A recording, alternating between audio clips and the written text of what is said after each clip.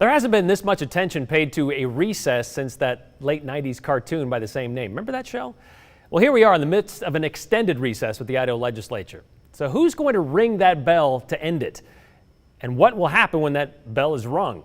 It's the question for lawmakers over at the Idaho State House. And while the Idaho Senate officially adjourned for the year back in the spring, the Idaho House technically still in session, which I think means both of them are technically still in session because you can't have one without the other, as I understand it.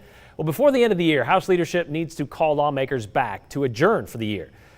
They are also going to consider recommendations from the House Ethics Committee now that their investigation and hearing into Representative Priscilla Giddings has wrapped up.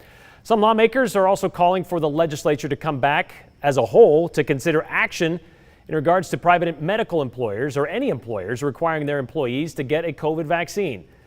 Joe Paris spoke with House Speaker Scott Bedke, a man who gets a major say on when those lawmakers do come back. At some point this year, the Idaho House will return to Boise to at least formally adjourn for the year. So when will that be? And is it possible that lawmakers will consider passing new legislation?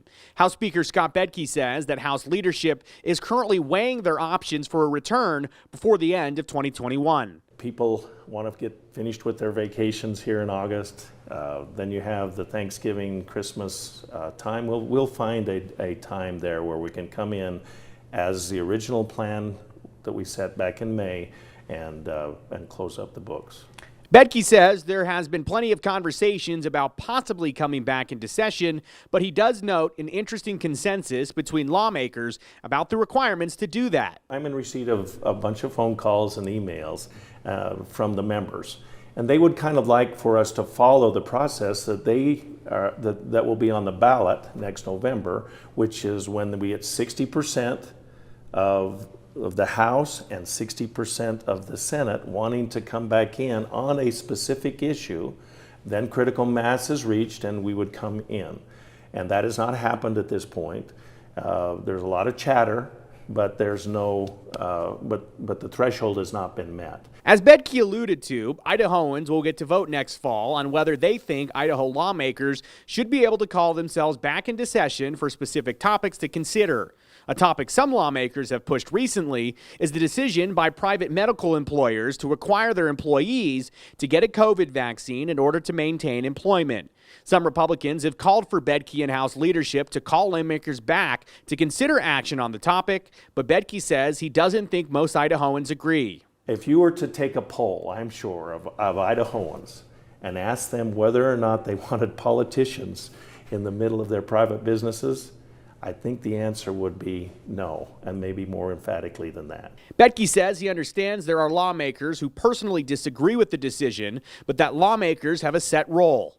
These hospitals are private businesses. Would I run them as they have chosen to run? No, I wouldn't. I think that I agree with the other hospitals in the state that the mandate for a vaccination at this point is a bridge too far. But that's not our decision.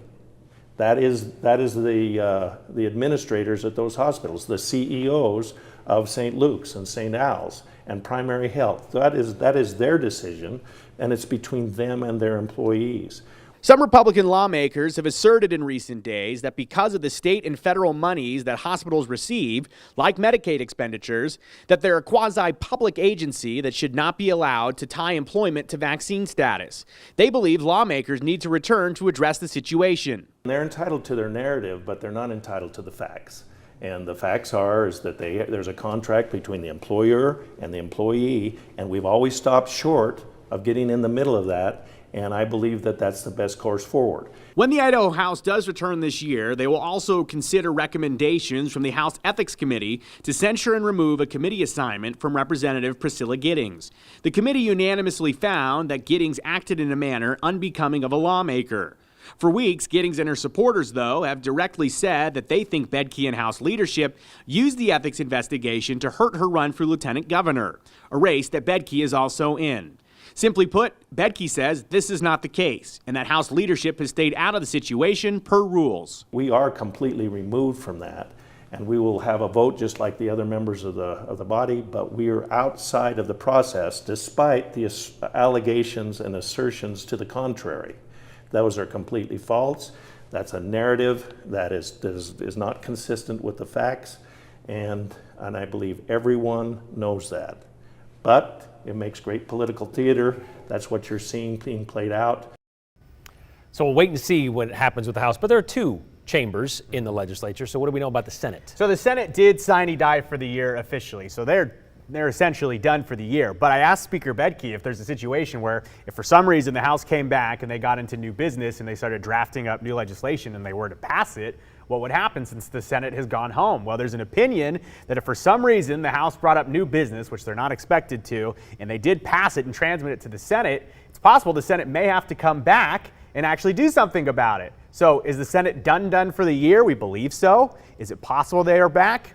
Brian, as we've learned in Idaho politics, anything can happen. Especially this year. Especially this year. And we spoke with Senator Chuck Winder earlier about this, and he wasn't even clear whether or not they're done because they did sine die, but the House didn't, so they didn't agree. So officially they're not done, which means I don't think it would take the governor to call them back. So they could still get together as a caucus and say we need to go back and talk about this. Right. And, spoiler alert, speaking with Speaker Bedke this afternoon, it doesn't sound like that is a likely situation. It doesn't sound like the House would even try to act on anything outside of formally finishing for the year, sine dying, and also taking up the ethics complaint recommendations from the House Ethics Committee. Because if there's one thing we have learned in the last year and a half, they want to have a plan before just starting to go at it willy-nilly. Yeah, they don't want to waste taxpayer dollars by just going back and having conversations. They can do that when they get back in January. All right. Thank you very much, Joe.